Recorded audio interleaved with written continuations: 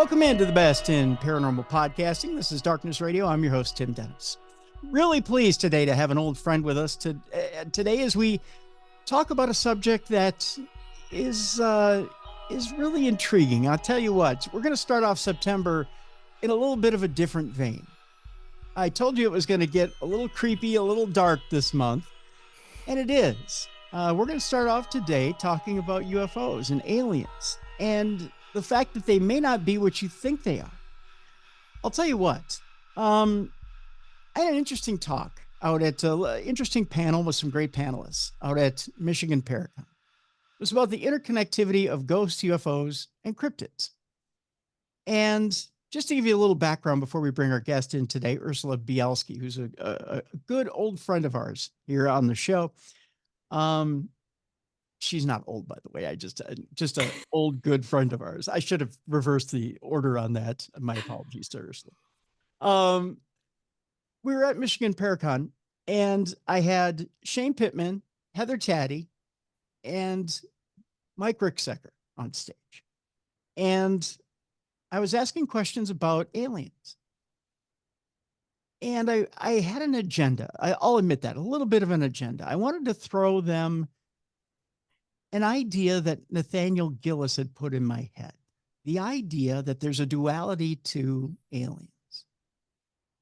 And that's that duality that maybe they're not what they seem they are. In other words, that aliens may secretly be demonic. Now, I know there may be some eye rolling in the audience right now. Oh, everything's a demon, Tim. We're going to go down that road today with Ursula Bielski. But we're going to do it from a Catholic perspective because Ursula is unashamedly, unabashedly Catholic. So that's what this book is for the most part about. And it's a wonderful book. So we're going to talk about the brand new book out there. And it is a wonderful book, and it's very detailed. And it's got a lot of scientific background to it. It's called The Devil in Dreamland, Catholic Faith, UFOs, Occultism, and the End of the Supernatural. Now, on stage with Shane and Taddy and Mike, I gave 3 passes. The first one was asking about why the name Jesus Christ rebukes UFOs and aliens. And I got kind of a mixed reaction and answer there, and I'm hoping they release the tape so you guys can watch this. The second question had to do with, and I'm trying to remember exactly how this goes off. The second question had a lot to do with, and I'm trying to remember because I told Ursula before the show, it had to do with another subject. The third question had to do with alien human hybrids. And I said, I have a theory about this, and I'm going to spring it on you after I ask this question. And that's this. Why do you suppose that decade after decade, you see these aliens mixing their seed with human women? Why continue decade after decade to continue to mate with humans? What's the end game? What's the advantage? Why continue to do this? And I wanted their thoughts. And I got everything from producing a better alien to, different theories. They finally asked me, what is your thought? And I threw out a theory that got a small audible gasp out of the audience and some shock.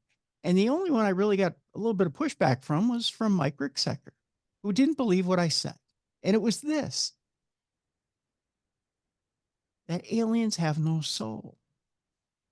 In other words, I was bringing up the fact that aliens are demonic. And the way I put it was this. I said, aliens don't have a soul. In fact, they're looking for the one thing that humans don't have. Or I'm sorry, that humans do have. That is something divine given to them by God.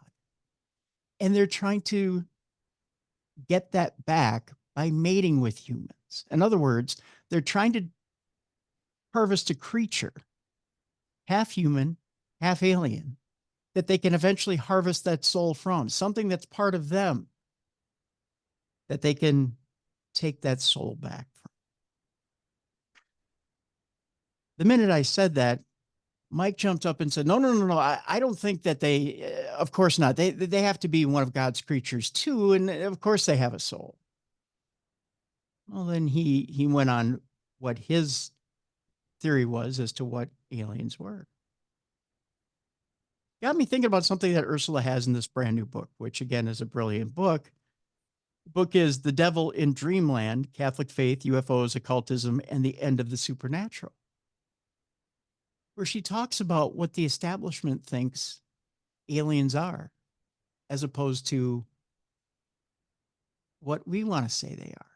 And we'll get into that in today's program. We're going to start off hot here. Let me tell you about Ursula Bielski. She's a historian, author, and parapsychologist. Ursula has been investigating the paranormal for more than 3 decades. She's also the author of 12 popular and critically acclaimed books on history and the supernatural, including the groundbreaking Chicago Haunt series and Graveyards of Chicago, as well as several books for the History Press and a number of academic articles on parapsychological subjects. Ursula has been featured on scores of television shows, including the Travel Channel's Ghost Adventures and The Maury Show. By the way, it was not a Baby Daddy episode. No. And radio shows such as Coast to Coast AM and this one right here. She also edited children's books on the paranormal for Bearport Publishing in New York and teaches courses in paranormal studies for Chicago's Harper College and College of Lake County. She and her husband, historian, journalist, and author David Cowan, operate the Chicago Hauntings tours for 2 decades, since handing the reins over to American Ghost Walks in 2020.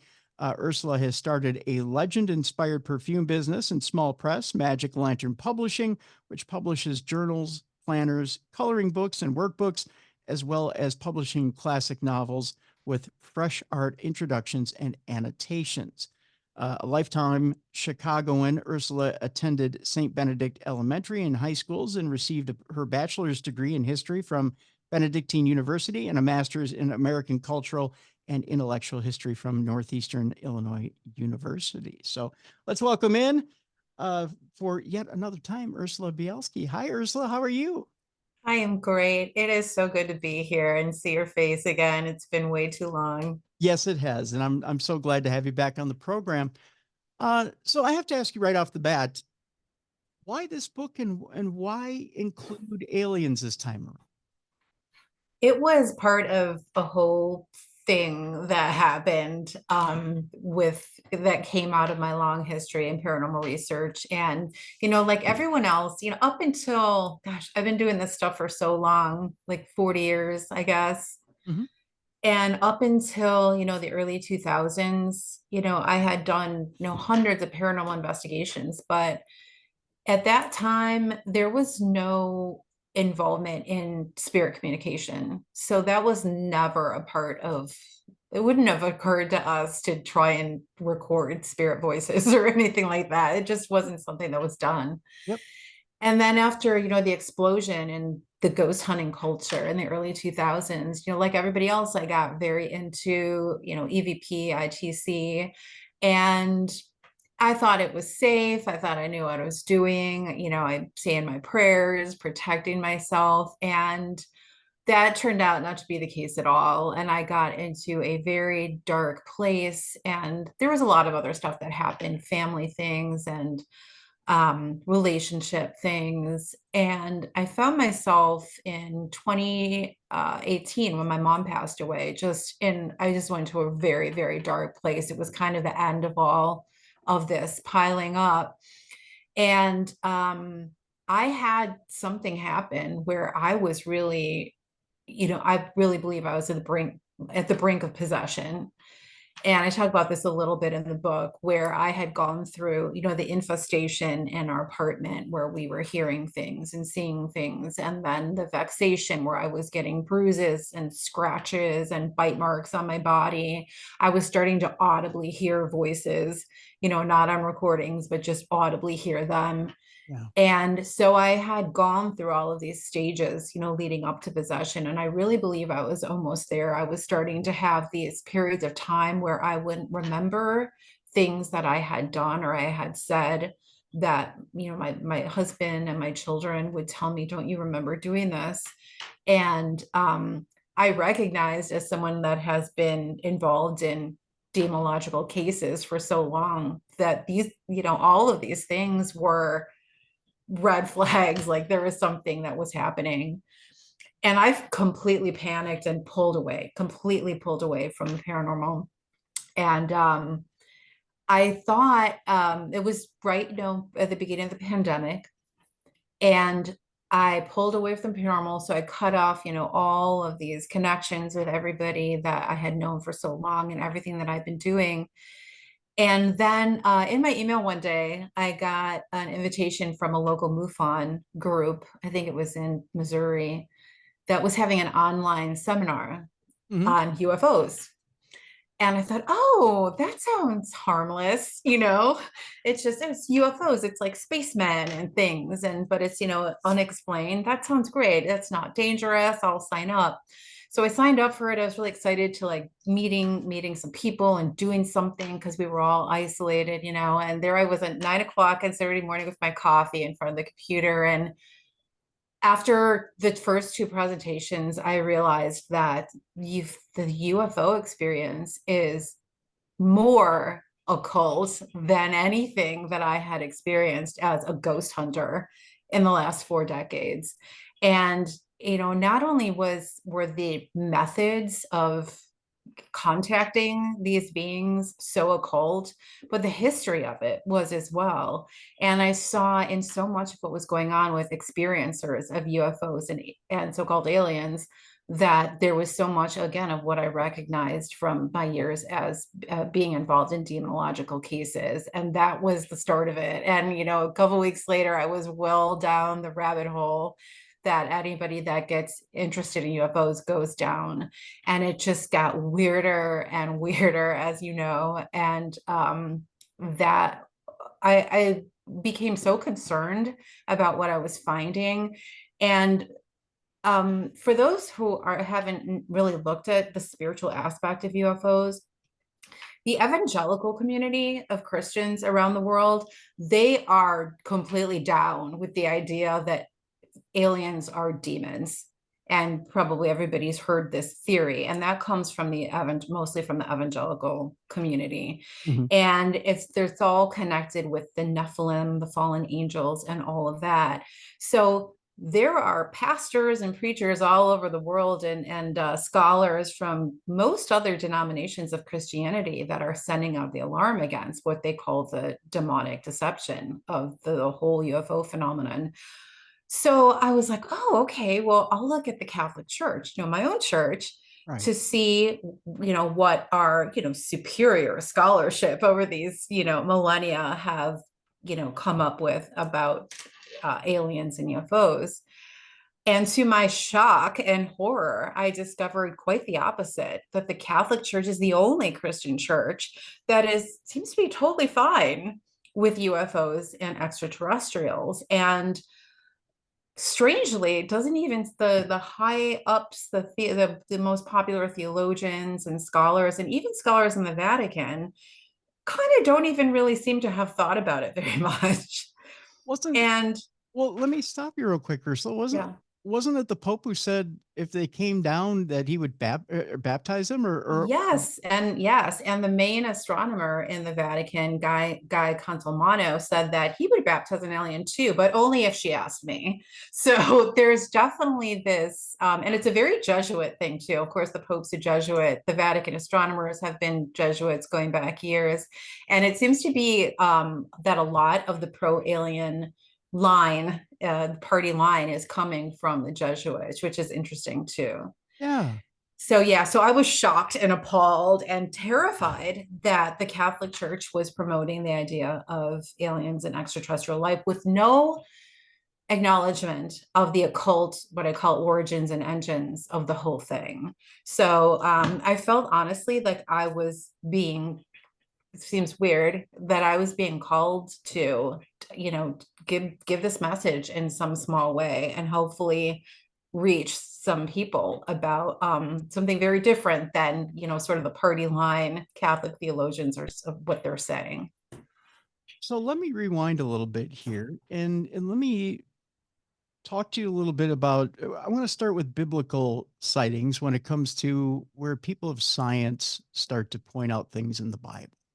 Because it seems like when people of science go to point out things and try to justify alien existence, the first thing they say is, well, aliens must be okay, UFOs must be okay because they're cited in the Bible. You talk about a wheel within a wheel, you talk about who walked with Moses throughout the desert. Well, of course, you talk about the cloud that followed him, or you talk about whatever it was that followed him. It had to have been an alien, right? So they must be friends. They must be friendly.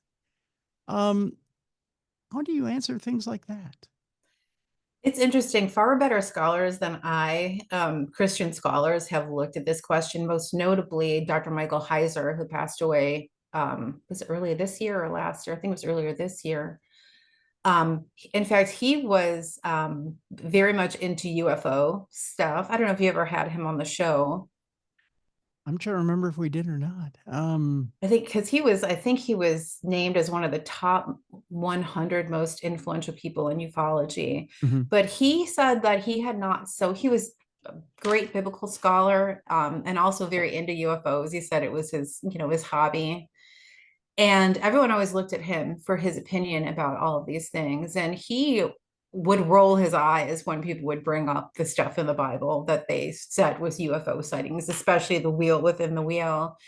And the number one thing about that is that angels actually have very different appearances than what we think, humanoid figures with wings. They have really weird, oftentimes seem mechanical, seem like different, not even really beings at all. They have lots of different eyes. They have all kinds of different heads, legs, different parts of them that don't seem to be parts of bodies at all. So that's one thing about that.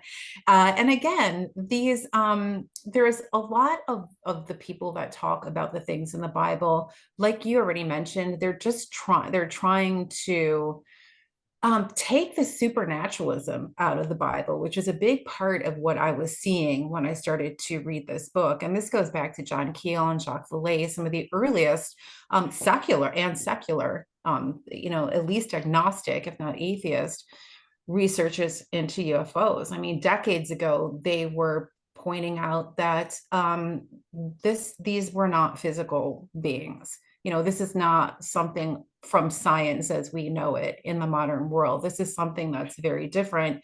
And these are interdimensional beings.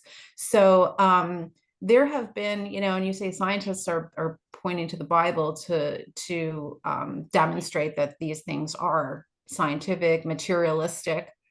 But all through this trend, again, going back to Vallée and to Keel, it's really not that way. And I think a lot of Christians look to like what Keel and Vallée said, and said like, look, even these secular scientists think that these are not physical objects. But what they have been trying to do, and what a lot of their followers do, is to and again, eradicate the supernatural. They want to bring all of these experiences that we have called supernatural for millennia under this new banner of UFO experiences. And they're saying that these are not spiritual experiences, but they are part of it's really kind of a new materialism Mhm. that includes the non-material. And that's the thing that I found most disturbing about it, is that, and that was what Dr. Heiser found most disturbing about what Bible study had come to be, and what Christians had come to understand about the Bible, is that the supernaturality had been sort of scrubbed out of it. Yeah. And so what he was trying to do with his research is to bring back the supernaturality, the angels and the demons that are all around us all the time, that we don't acknowledge anymore because it doesn't fit in with our enlightened worldview. And I have seen that in ufology, even from Catholic scholars and other, religious scholars, and certainly from secular scholars, that they are trying to take the supernatural and make it part of the natural world, which it's not. And that, I think, is the thing that's the most insidious about it. So that was a very broad answer to No, your no, very no. specific question. No, there's plenty of examples in this book, The Devil in Dreamland, that are quite alarming. I mean, you talk about, Right. draw the parallel between demonic infestation and or even a demonic the beginning of demonic possession and what it's like to be abducted by an alien. And the parallels are stunning. And not just stunning, but almost scary. I mean, Yeah. I wonder if you can draw those parallels for our audience just quickly as to you know how how the beginning of demonic possession and a UFO visit are really one and the same. Yeah, I think for me the most striking example of that was in when I started to look at the early contactees in the UFO history. In the 1950s, there were a group of experiencers that are known as the contactees, a large C, uppercase C. And these were like the first experiencers. Before the abductions started, it was these visitations, and it was these extended visitations where, the person developed a deep relationship with one particular alien, in quotes. And as someone who studied demonology for a long time, and I'm sure a lot of your viewers too, and you too, Mhm. is very familiar with the work of Malachi Martin, the late Jesuit priest and exorcist. And immediately when I was reading about the experiences and reading the writings of the early contactees, immediately I thought of Malachi Martin's book, Hostage to the Devil, where he wrote particularly about one case of possession that involved a DJ, actually, that he called Jamsey in the book. He was originally from New York. He went to California to work, and he began to be visited by this being that one day appeared in the backseat of his car. And they developed this deep relationship to the point where this thing was always there with him. And he called himself this being called itself Uncle Ponto. And sometimes it would help Jamesy with his career. Sometimes it would, sort of try to sabotage like romantic relationships. So it was very much involved in everything that he was doing. And he really came to rely on it. And this is familiarization, and it's a specific kind of possession. And it comes up over and over again in these early contactee cases, and then later too, where the person becomes just almost inextricably connected with this being. And they are, Tim, they're identical. Yeah. They get the knowledge, they get ideas for building things, they get, and then there start to be physical effects, such as malaise. There are scratches, there are burns, there is radiation, burns, and things like that. And they become just completely dependent on one another. And this was just astounding to me to see this. There's another famous case in ufology that people always laugh at, and I laughed at it too when I first heard about it. It's the case of this so-called alien named Valiant Thor. Have you heard about Valiant Thor before? Yeah. Yeah. Valiant Thor, for those not familiar, was supposedly this alien from Venus who visited Earth and was taken to the Eisenhower White House. And one of the staff in the White House happened to be at the same church as a man named Frank Stranges, who was into UFOs. And so she told him, on the QT, there's an alien at the White House. And since you know about UFOs, we'd like you to come in and talk to him. So Frank Stranges went on to write this book called Alien, the Stranger at the Pentagon, about his relationship with Valiant Thor. And it's kind of outrageous because Valiant Thor turns out to be not only a Venusian, but a Christian. So, but like they're not fallen. Okay. So they're Christians on Venus and they live underground. Of course, that's why we haven't seen them. But he would talk to Frank Strangers about Christianity. It was so weird. And you try to think like, why would this guy, and Frank Strangers ended up, he turned out to be a shyster who was selling fake degrees for his fake seminary and stuff like that. So not a great guy, right? Right. But you think, why did he write this? Why did he make up the story? And think like, did he make it up to convince Christians that aliens are okay? Or was he part of some government psyop that was trying to do that? A la like the collinselite from Nick Redfern's book. And I think like, why did he do this? And so I'm reading his book, and this Christian, Frank Stranges, pastor, is Mhm. writing this book. And at the end of the book, before Valiant Thor leaves the planet to go back to Venus, in this poignant episode, he gives instructions to Frank Stranges about this ritual that he should do and teach people to do that will make the humanity better and the world a better place. And it's a witchcraft ritual. Like I recognized it, like this seems weird. And I looked it up, and it even had the same name. It's called the Ring of Fire. And witches have been doing it for centuries.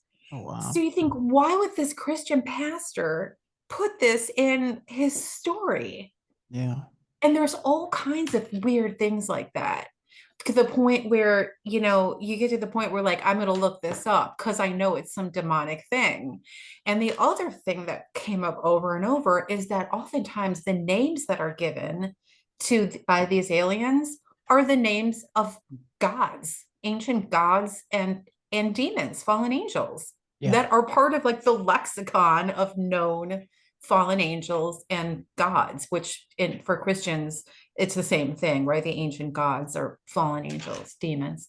Right. And over and over, you've got Ashtar and, Ishtaroth, and you've got Semyaze, who is Billy Meyer's contact. He's one of the famous experiencers in Switzerland Mhm. who has had thousands of these contact episodes with Semyaza, which is the name of like the head of the fallen angels, right? Like the watcher angels, and in the book of Enoch.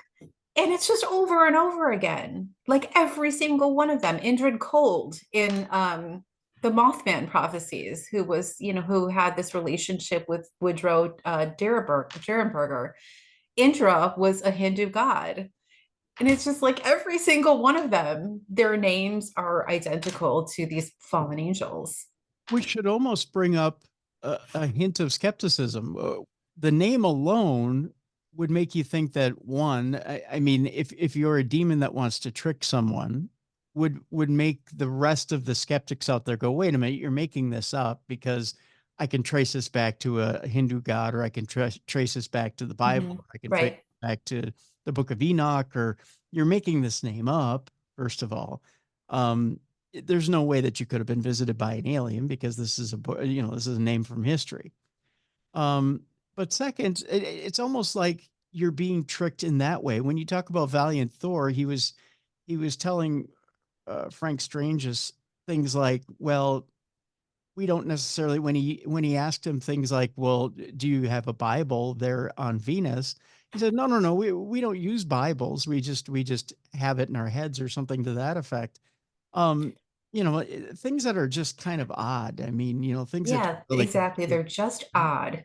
Right. And then in that case too, with Valiant Thor, I almost fell out of my chair because Valiant Thor appeared in the back seat of Frank Strange's car, Yeah, just the way Uncle Ponto had with Jamsey, the DJ back in California. right. And things that just they're a little off, or a little to the left, and don't quite compute, right?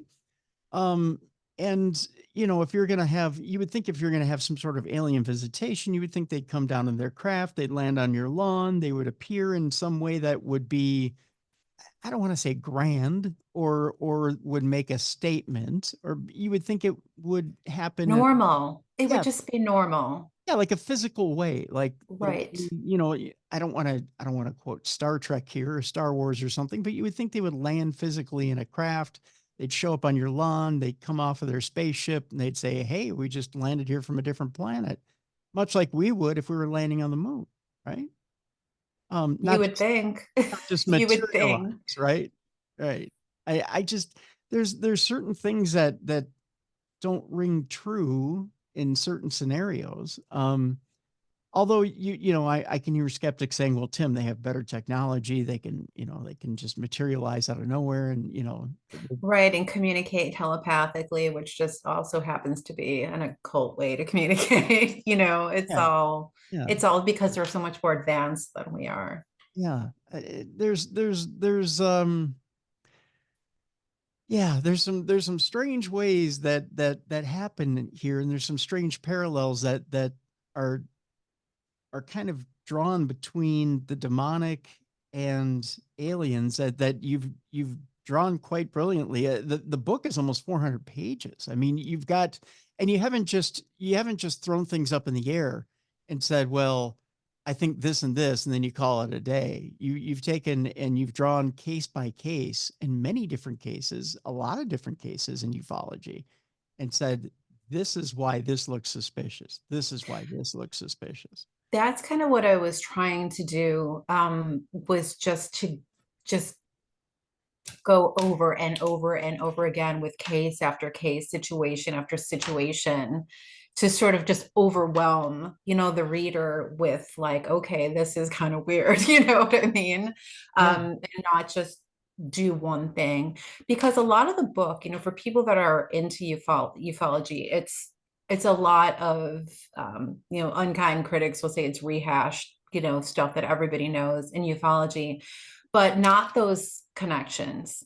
Those, I think it's very unique in that it's only somebody that would have been around the occult stuff and the supernatural and the demonological stuff that would instantly see those connections that hadn't been seen before.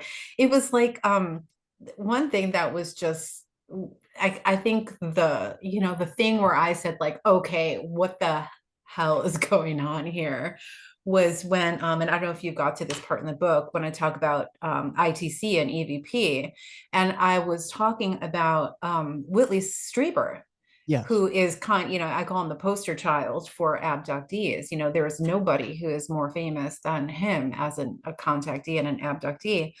And he says that he has an implant and that it helps him to write. It makes his ideas richer, and he gets words through a slit in his eye that he can write better. And as you hear the story unfolds, you find out that his dead wife is actually communicating with him through this implant as well. And one day, and he writes about this in one of his books, one day he's visited by one of the so-called visitors that he says has been with him for all of these years. And he asks who invented this implant. And he said it was Konstantin Raudove, the dead Latvian engineer who practically started EVP research, right, in the 1950s. And he's a Catholic too. Yeah. And I was like, what? Like, Konstantin Raudove, what? And Konstantin Raudove, of course, anyone who's into EVP history knows that he has called people on the phone after, since his death. He has talked through countless, ghost boxes and recorders and everything since his death. So he is like a huge player in like afterlife communication, claiming that he's helping to build this bridge, from the other side. And it was at that moment when I read that Konstantin Raudove had invented his implant.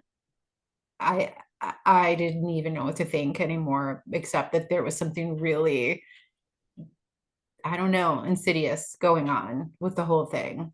Well, Whitley won't call them aliens. He calls them visitors. Right. Yeah. He refuses to call them aliens.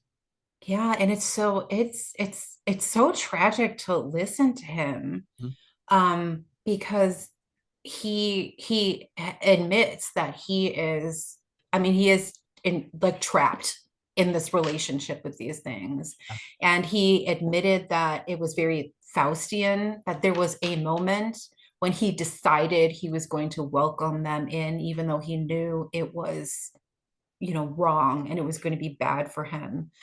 Um, and yet he goes back and forth, and he never walks away from it, and he always wants more and more and more of a relationship with them. And it's really sad because he's such a emotional person, and Yeah. it's just very heartbreaking to listen to him talk about his relationship with them. And he's a self-professed Catholic too. I talk about that a lot in the book.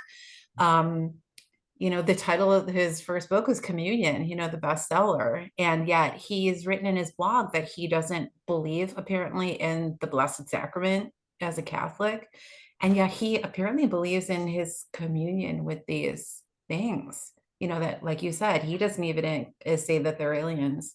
And he knows that they are dark. And he has said he knows that you cannot have relationship with them without eventually going to a very dark place and threatening your soul. And So yet he can't walk away. how does that make you feel as a Catholic then? Knowing that. It makes me angry. That's why I wrote this book. It makes me so angry.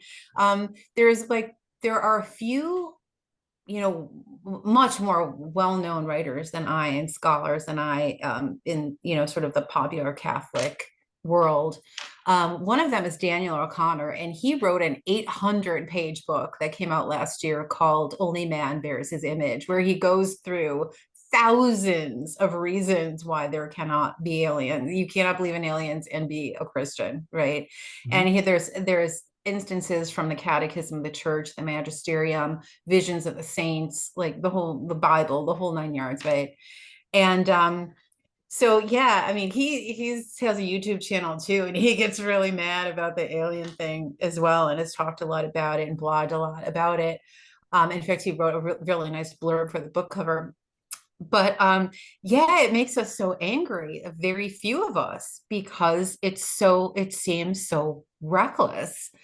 And but you can see when you listen to these theologians and scholars talk about their opinion about it, and their wanting to believe in aliens and support of alien belief, is that it comes from the culture that we've all grown up in, where we have all been brought up with the films and the science fiction books and this writing going back to the 19th century that is really all based in theosophy, this whole occult belief system that relied a lot on extraterrestrials, especially Venusians, people, beings from Venus, supposedly. Yeah. And that's where most science fiction comes from, especially the stuff that talks about extraterrestrial life. And granted, a lot of technology has also come from science fiction, inspiring people to become scientists and to invent things. Jack Parsons, who I talk a lot about in the book, was inspired by amazing stories to be a rocket scientist. So it has inspired a lot of good things, and innovations, but it's also inspired a lot of weird belief systems, and it also comes from a very weird place. And so I did a lot of work in the book about that, looking at the history of science fiction and the ideas of a lot of people that are behind the very famous now stories and movies that influenced all of us growing up, including theologians, that they've grown up wanting there to be life on other planets, darn it. And it's not easy or desirable for them to give that up. Right. And that is a very difficult, and it's also a weird thing. And if you go back to the history of science fiction, you find that a lot of science fiction was channeled. So the authors got it through automatic writing and channeling, including Whitley Strieber. Mhm. And it's kind of weird, and especially like Raymond Palmer, who was the editor of Amazing Stories.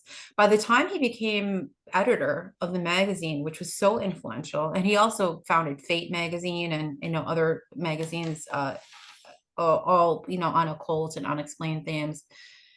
He by the time he became editor, he was way into the occult. He was a firm believer in something called the Owaspie Bible, which was a channeled book that was kind of a mashup of Christianity and other ancient religions and extraterrestrial stuff. And that informed like everything he did and all of the work that he chose to publish. And again, you cannot overestimate the influence that this early science fiction had on our culture. It just absolutely inseparable, you know. And the more you look at it, the more you just think, you know, again, what the hell is going on and has been going on for all this time. There is no doubt that there is some kind of an intelligent forming and shaping of our culture through these narratives. You know what I'm saying?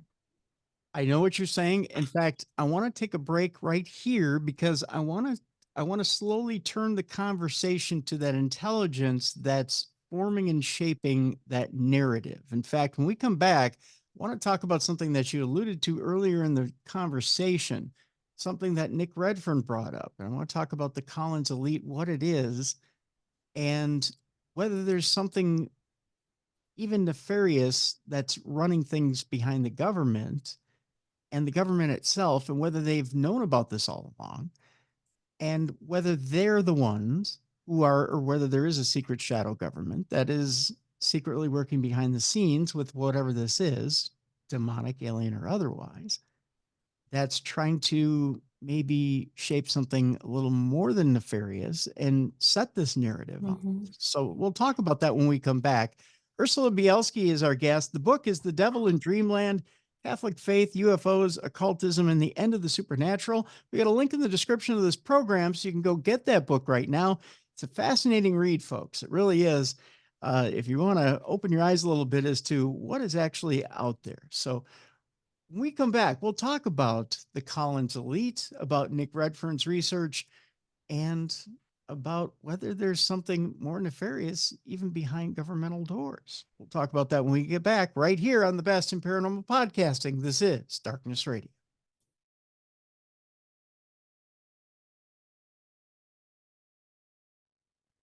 Welcome back to the Best in Paranormal Podcasting. This is Darkness Radio. I'm your host, Tim Dennis. My guest, Ursula Bielski. The name of the book, The Devil in Dreamland: Catholic Faith, UFOs, Occultism, and the End of the Supernatural. Before we went to the break, we were talking about things that are shaping the narrative in the country and the narrative about UFOs, and the fact that there may be a little bit something more to it. In fact, the fact that, well, let's just call it what it is, that there's a demonic presence there, and that maybe that the government is a little bit more than what we think it is, and that they're hiding something, and that they're maybe even doing something a little bit more to convince us that, well, what should we call it, Ursula, that maybe they want to create an event or two themselves to make us think that, it's a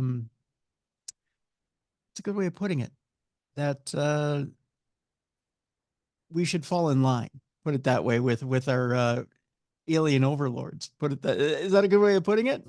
Yeah, I think it is a very good way of putting it. And a lot of people have talked about this and written about this idea that there is some kind of a plan to um, and goal to make us believe that, to use the title of Lou Elizondo's new book, imminent, that there is an imminent visitation, disclosure of these beings that's upon us right now, and that they have some reason they want us to believe that, even though it's not true. So, yeah, Yeah, Lou Elizondo's book is kind of blowing up with everybody. In fact, a it's huge. lot of the speakers that were at Michigan Paracon, they were reading it on the way to Paracon. I mean, Yeah, it's, I noticed. I saw that in a lot of people's Facebook posts, and I was just the whole thing is just very distressing to me. When I first heard Lou talk about, you know, his involvement with all of this, was it last year when the congressional hearing was? I thought, wow, okay, because he was talking about members, you know, officials in the Pentagon believing that these were demonic beings and that we should not be involved in this kind of research into UFOs. I was like, this is interesting, you know, okay, okay. And I don't know. I now have read the book and discovered that he was not only apparently involved in torture at Guantanamo Bay, which is a different story. I mean, I know it's the military and all of that, but that's a little weird. Yeah. But that he was involved in remote viewing, like so many of these other governmental agents and officials that have been involved in this. And in fact, there are Catholic scholars and researchers that have said things as maybe seemingly extreme as that a lot of the ills of our society in the last 60 years, they believe are from the government participating in all of this occult stuff. So, particularly remote viewing, but, there have been researchers that have claimed informants that have claimed that the government was even doing things as extreme as human sacrifice, to the end of attempting to communicate with these things they call extraterrestrials. So, it's all pretty shady for sure, and pretty dark for sure. Now, let me ask you this, Ursula. Do you think, and this is going to seem weird, do you think that initially they reached out to these things thinking they were what they were, that they were actual extraterrestrials and not demonic? And then maybe they got double crossed and found out that they were actually true demonic and just went, well, Yeah, we're in for a penny, I in for a think pound. that's very possible because when we look back at the initial contacts back in the 1950s, those original, uppercase contact C contactees, that was how they were communicating with them. They were communicating with channeling, with meditation. They were even using, what we now call EVP. They were turning on radios, and trying to talk to these beings through radios.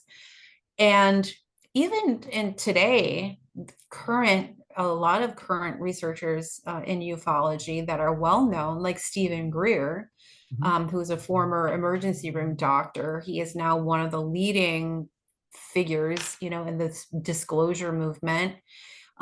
He started off, going out into the desert and shining like lights into the sky to try and attract UFOs. And he found that a much more effective way to attract them was through meditation and channeling. And so it's something that definitely runs through all of it. Yeah. I'm actually kind of ashamed to say this. Well, one of the, when we were on the Jericho cruise, um, we had set up sorry to say this, Ursula, we had set up a UFO summoning experiment when we were in the Mhm. Bermuda Triangle, and we had gotten it from John Tenney. And it was just essentially that's what it was. It was like almost like a meditation experiment. You take and you clear your mind, you put out the aforementioned, it's an intention experiment. You put it out that you want to see these things. They appear. We Mhm. actually got 3 of them to appear off the starboard side of the ship. Yeah, and Ray Boucher, who also talked a little bit about, and he encouraged me to keep writing this book because I was so many times I just almost gave up because it was just all so weird and distressing. Um, but he was involved with Nick Redfern and gave him the information about the collinselite, which I know we're going to talk about. Yes. But he had looked into a case of 3 college students. This was in Indiana, who had done the same thing. They were going out into the farm field at night to try and summon UFOs. And they started having attacks, like going back, to their homes and being attacked in their houses. And again, so similar to ghost hunting. You go to these haunted places and you try to talk to the spirits, and you come home and suddenly you're waking up, with bruises and scratches and stuff is moving around the house. It's identical, and this is something that it's always talked about too, with Skinwalker Ranch. They talk about they call it the hitchhiker effect. The journalists that have been looking at Skinwalker Ranch, where they say that, the government agents visiting Skinwalker Yeah. Ranch go home and suddenly they're seeing cryptids in the backyard and there's balls of light flying around the house, which is something that Lou Elizondo said too. Yeah. He said there was orbs of light flying around his house, after he started doing remote viewing.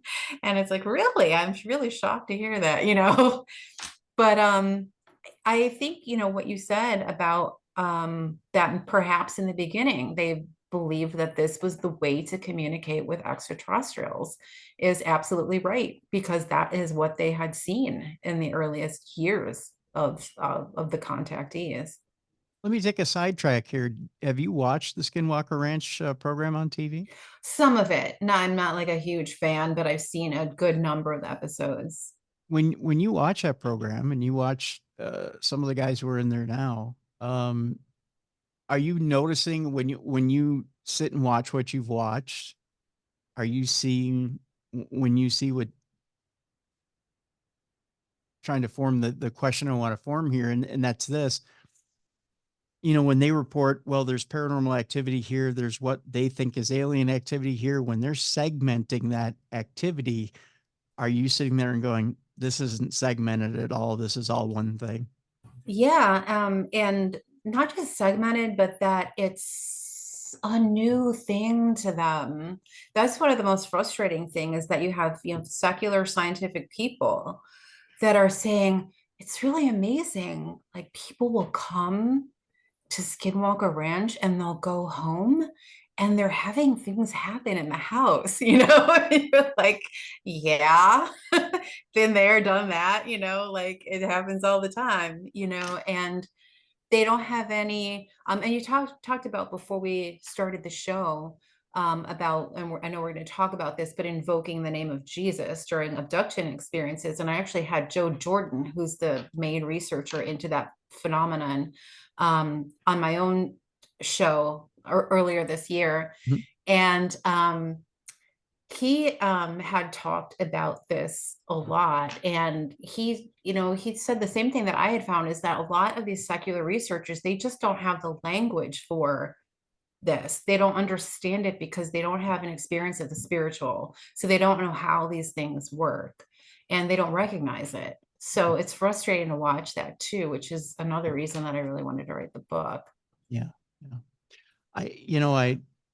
I wonder if they'll do that on the show, on the Skinwalker Ranch show, if they'll at one point or another bring out clergy and try that and see if it works. I mean, although they are a science-based program, if they'll at one point or another bring out the religious aspect or the theological aspect of things and say, you know what, this is the one thing we haven't tried, and see if it rebukes any of the activity that's going on there.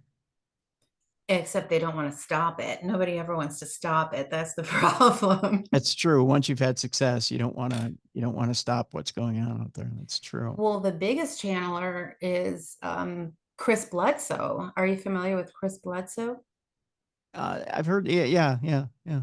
He wrote a book called UFO of God. It's a huge bestseller, Mhm. and it's about his experiences in Wilmington, North Carolina, I think is where he lives. And he had a lot of issues in his life with, I think his wife passed away. He had Crohn's disease for many years, a lot of physical and mental suffering. And he was out on a fishing trip with some coworkers and his son. And he literally went out in the woods and was crying to heaven for help because he was really suffering so badly. And he had this visitation, and his son had gone missing too that night. And so his friends were looking for both of them. They found Chris, and then Chris went with them and they found his son. And his son was being like held paralyzed by these beings. And after that night, Chris started to see them all the time. Other family members saw them, these balls of light. And then he started to realize that he could summon them. And then he started summoning this light creature that who he calls the lady. It's like all very like Marian, it was very strange. Yeah. And he became friends with NASA, people from NASA, from other government agencies, who started coming over his house and hanging around with him.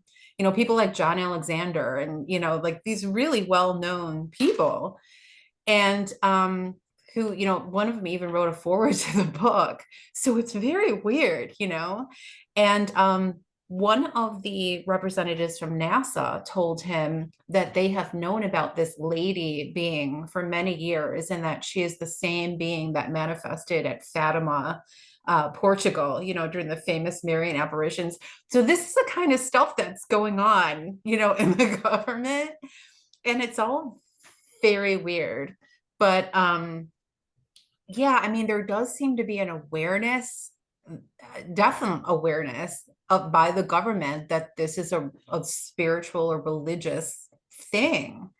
But what are they doing? What do we know about it? Nothing. We know nothing about what they're doing. And there's always these books that come out, like Lou Elizondo's books, like it's coming, it's coming. We're just about to find out what's happening, but it never happens. So yeah. Speaking of, it seems like the government has more than a toe in the water when it comes to that, yet Mm, there's plausible deniability. We talk about the arrow meetings and, well, yeah. we don't know. You bring us your evidence and we'll take a look Mhm. at it and we'll determine if we know what's going on or not. Yet they seem to know everything that's going on and can tell you, about what happened at Fatima, and we're aware of the lady, right? Mhm. Um, let's talk a little bit about Nick Redfern's research. Can you tell us what exactly the Collins Elite is and what nefarious dealings Yeah. it has? Yeah, I cannot more highly recommend Nick Redfern's book, Final Events, which is about the Collins Elite and the whole lead up to it and aftermath of it. But also, again, Ray Boucher, who is an Anglican priest and ufologist, who has written a lot of papers about this whole subject. And you can find those for free on academia.edu. Yeah, he was actually the person that got Nick Redfern involved with the Collins Elite situation. And according to Ray, two men from the Department of Defense, they claimed, came to him and said that the government was involved in these occult activities, trying to contact these beings that they thought were extraterrestrials, but turned out to be demonic, Mhm. and they were very uncomfortable with the whole situation. They didn't know what to do about it. And Bechet told Nick Redfern about it, and he got very involved in the research of this group that called themselves the Collins Elite. And it's all very weird. And the Collins Elite traced themselves back to an incident that everyone in ufology knows about. It's sort of this folklore about in ufology about the beginnings of the UFO flap that started in 1947. And so the Collins Elites, these two men said the Collins Elite had been formed because of the UFO flap that started in 1947 with these sightings, with Roswell and the sightings of Kenneth Arnold. And that some people were tracing the outbreak of the UFO sightings to things that were done by Aleister Crowley and Jack Parsons, the founder of Jet Propulsion Laboratories, who was a huge follower of Crowley and an occultist himself. And apparently the government took Jack Parsons aside shortly before he blew himself up in his lab and said, there's everybody's seeing these UFOs. What do you know about it? Because they knew he was into all of the stuff. And he apparently admitted that it was his doing, because he had conducted this ritual called the Babylon Working with L. Ron Hubbard, who founded Scientology. You hear this stuff and you think this is not a true story, but it is a true story. So the founder of Jet Propulsion Laboratory and L. Ron Hubbard went out into the desert and conducted sex magic rituals to bring about the manifestation of this moon child that he would have this Babylon character with. They would have this magical baby that would basically bring about the end of Judeo-Christian civilization. So so Jack Parsons kind of admits that he opened up this rift in space and time, and these things had flown through, right? So the UFO era started because of this huge occult ritual that Jack Parsons and L. Ron Hubbard did. And that's basically what the whole Collinselite saga starts with. And it goes all through the history of psychic spying and remote viewing that involves the Soviet Union. And essentially, the heart of it is that the government got so involved in these occult activities in trying to form relationships with these beings, so that, of course, they could weaponize their powers Mhm. for government use, right? Military use.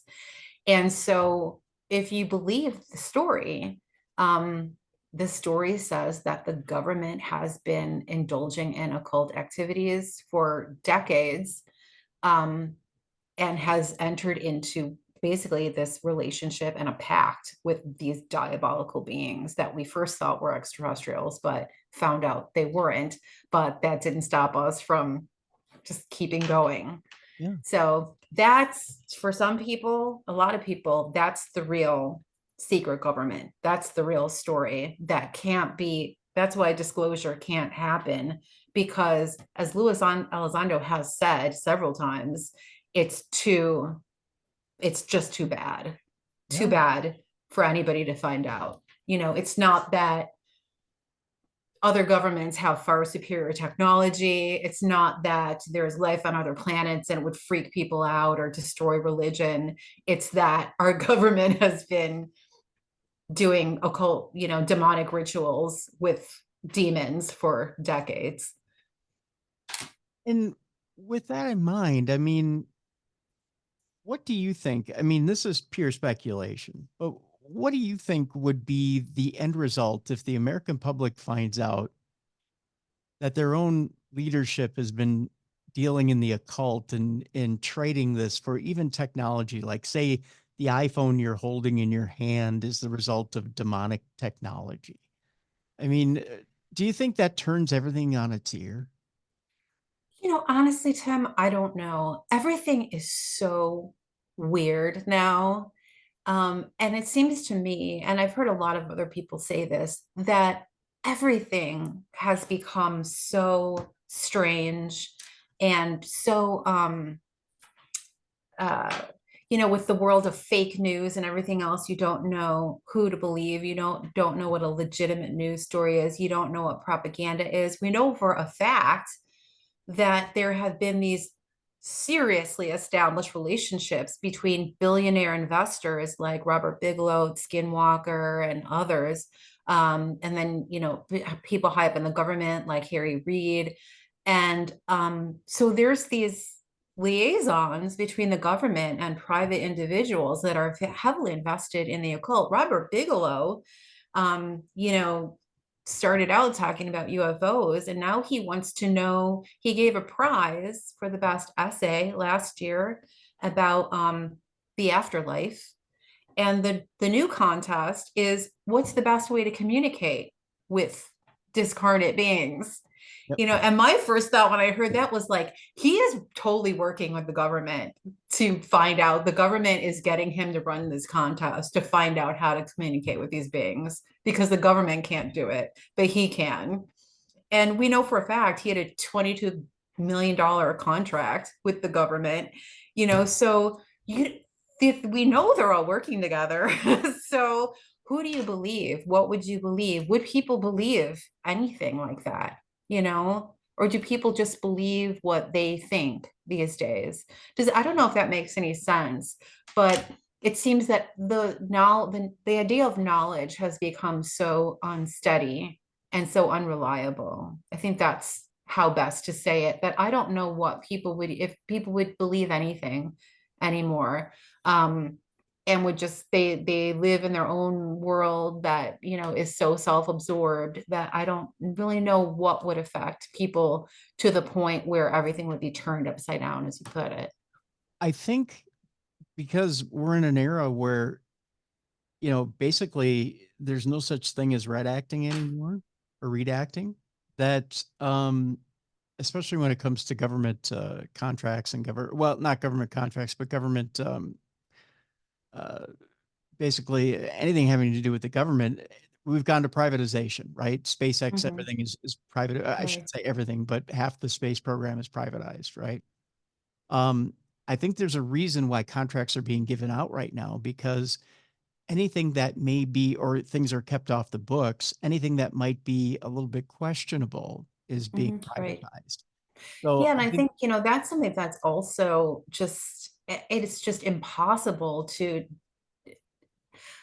I just think it's just really impossible to disregard when you're looking at all of this and people insist that this has got to be what they call off-planet technology when there are so many, 50 years ago, any superior technology was from the government, right? It was yeah, from government research. Today, that's far, far from the reality, and not just our government, but any government. There are all of these private sector companies that have billions and billions and billions of dollars and the best people in the world, the best researchers. We don't know anything about what they're doing. yeah, And so to say, oh, and you hear very, very respected scientists and scholars saying it's not possible that this technology is from our planet. yeah, And that's just, we can't know that. I yeah. just feel like we can't know that. Well, you can't, in today's economy, in today's society, you can't have the government developing technology, because especially in this economy, you can't, I mean, trying to form my words carefully here. Um, you can't give one company a leg up over another. So that's Right. why you're privatizing everything and then having that private company come back and sell to the highest bidder. The government Yeah. can't be selling to the highest bidder. So I think that's Right. that's the other reason why SpaceX is being privatized and other companies are being privatized or given the contract uh, Yeah, and like you said, there's develop a it. lot of things that the government can't do, Yeah. these private agencies and companies can do. Yeah. So, Absolutely can do. They can do whatever they want to do. but with that also comes some nefarious stuff. I mean, Hmm. you can also set an agenda. So if you want to set an agenda, you can, and it can be buried in some book somewhere, or it can be buried altogether, and you don't have to write it down. Whereas with the government, you have to document everything. So if you want to keep some things off the books, you can do that.